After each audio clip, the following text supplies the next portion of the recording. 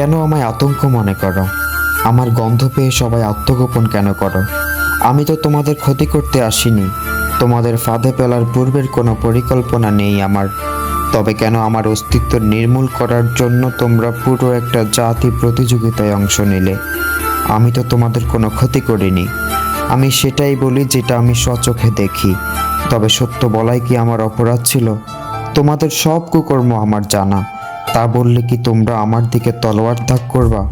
যদি বলি তোমরা সব হায়নার দল, তবে কি আমায় ছিঁড়ে খাবার জন্য তোমরা তেড়ে আসবা, নাকি সুযোগ খুঁজবা জাহাজ কিংবা পাহাড় থেকে ধাক্কা দেওয়ার?